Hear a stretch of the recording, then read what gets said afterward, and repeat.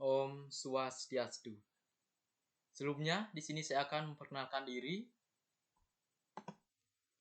Perkenalkan, nama saya Imadewira Anantasasana dengan NIM 2111031196 dari Program Studi Pendidikan Guru Sekolah Dasar, Jurusan Pendidikan Dasar, Fakultas Ilmu Pendidikan. Kali ini saya akan membawa atau mempresentasikan PowerPoint saya yang berjudul Konsep Ketuhanan dalam Agama Hindu, Monoteisme atau Politeisme. Langsung saja kita ke pembahasan yang pertama, yaitu konsep ketuhanan dalam agama Hindu. Konsep ketuhanan dalam agama Hindu ada dua, yaitu monoteisme dan politeisme. Monoteisme artinya percaya dengan satu Tuhan. Sedangkan politeisme artinya percaya dengan banyak Tuhan atau lebih dari satu, atau menyembah banyak dewa. Dalam konsep ketuhanan secara monoteisme dalam agama Hindu, mempercayai adanya satu Tuhan, yaitu Brahman atau ide Sang Hyang Widiwasa. Tuhan dalam agama Hindu hanya ada satu, yaitu Brahman, atau dalam agama Hindu Bali disebut dengan ide Sang Hyang Widiwasa. Konsep ketuhanan dalam monoteisme ini termuat dalam bait Trisanya yang kedua, yaitu yang berbunyi Eko Narayana Nadwitya Asti Kaschit, yang artinya Tuhan hanya satu, tidak ada yang kedua. Yang dimana artinya tidak ada yang kedua tersebut adalah Tuhan Maha Esa, hanya satu. Sedangkan menurut konsep ketuhanan secara politeisme dalam agama Hindu, Tuhan memiliki di mana agama Hindu memiliki banyak Tuhan atau memuja lebih dari satu dewa, atau bisa dikatakan juga memiliki banyak dewa.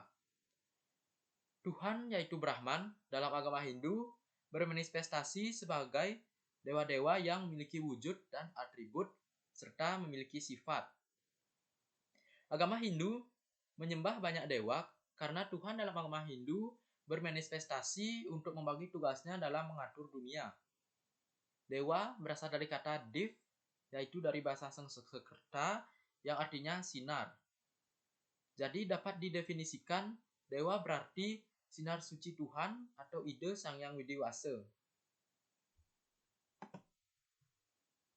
Selanjutnya adalah aspek ketuhanan dalam agama Hindu. Seperti inilah bisa kita lihat aspek ketuhanan dalam agama Hindu, yaitu mulai dari Brahman atau ide Sang Hyang Widiwasa yang punyai dua cara penyembahan, yaitu Saguna Brahman dan Nirguna Brahman, atau memiliki dua aspek. Di mana Saguna Brahman artinya Tuhan tidak berwujud dan tidak dapat dipikirkan. Di mana di sini Tuhan bersifat kekal atau abadi. Dengan dalam Nirguna Brahman, Tuhan memiliki wujud, atribut, dan sifat, serta berkepribadian. Di sini saya akan jelaskan, Nirguna Brahman adalah Tuhan yang tidak dapat dimanifestasikan. Beliau bersifat kekal, yang artinya Tuhan tidak berwujud, kosong, dan tidak dapat dipikirkan atau tidak dapat dipikirkan dengan panca indera dan tidak dapat dibayangkan. Beliau ada dalam diri semua makhluk atau impersonal God. Dalam hal ini, Tuhan atau Brahman tidak memiliki wujud. Beliau bersifat kekal, tidak dapat dipikirkan, dan tidak dapat digambarkan. Di mana membuat manusia yang memiliki kemampuan yang terbatas sulit untuk memfokuskan pemujaan kepada beliau. Sedangkan Saguna Brahman adalah Tuhan yang dimanifestasikan dan memiliki wujud, memiliki aspek, atribut, dan sifat atau personal God. Seorang Hindu yang memuja atau memuja Tuhan sebagai Saguna Brahman akan melakukan pemujaan kepada para dewa, yaitu manifestasi Tuhan itu sendiri yang memiliki bentuk, wujud, dan atribut. Memusatkan pikiran kepada pribadi dewa yang disembah. Dalam hal ini, manusia masih memakai sarana seperti banten, patung, arca, maupun simbol-simbol suci Tuhan. konsep pemujaan Saguna Brahman dan Nirguna Brahman. Saguna Brahman atau personal God yaitu Tuhan memiliki wujud atau bermanifestasi dalam wujud dewa yang memiliki atribut dan dapat digambarkan. Umat Hindu dalam memuja Tuhan sebagai Saguna Brahman dalam wujud para dewa yang memiliki bentuk dan atribut dan berpribadi, sehingga dalam hal ini umat Hindu dikatakan memiliki konsep ketuhanan politeisme atau menyembah banyak dewa. Yang kedua yaitu Nirguna Brahman atau impersonal God. Tuhan tidak memiliki wujud, tidak dapat digambarkan, dan tidak dapat dipikirkan. Bersifat kekal dan abadi. Biasanya dalam memuja Tuhan sebagai Nirguna Brahman, lebih ke orang suci atau orang yang memiliki tingkat spiritual yang tinggi, yang sudah bisa merasakan kehadiran Tuhan itu sendiri.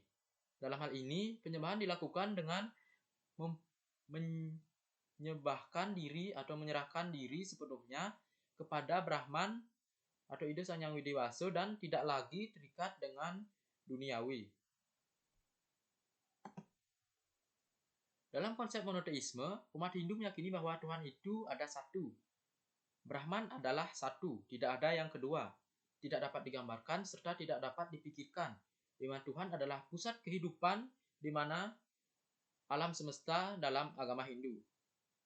Sedangkan dalam konsep politeisme, agama Hindu meyakini dengan adanya banyak dewa, di mana dewa tersebut adalah manifestasi dari Brahman itu sendiri.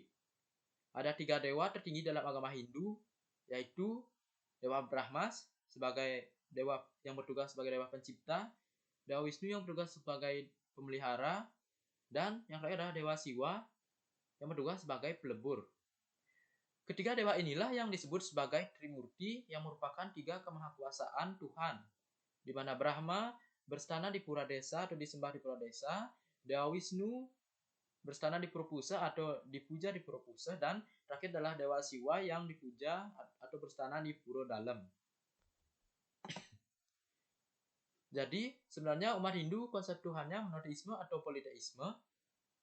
Di sini saya akan simpulkan, sebenarnya bisa dikatakan agama Hindu memiliki 2 konsep ketuhanan di dalamnya. Tidak dapat dipungkiri juga, itu karena umat Hindu menganut konsep monoteisme karena agama Hindu percaya dengan adanya satu Tuhan yang tidak berwujud, bersifat kekal, tidak dapat dipikirkan, dan tidak dapat digambarkan, serta merupakan awal dan akhir. Biasanya penganut paham monoteisme lebih banyak ke orang yang sudah memiliki pengetahuan yang tinggi dan bisa merasakan keberadaan Tuhan atau Brahman itu sendiri.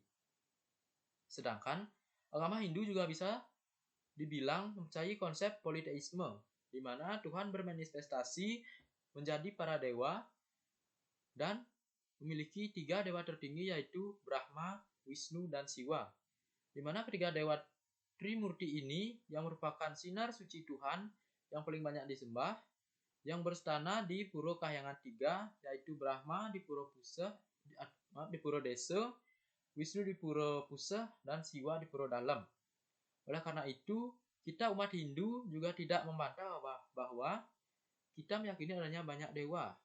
Kita tidak bisa membantah hal tersebut karena kita juga mempercayai banyak dewa.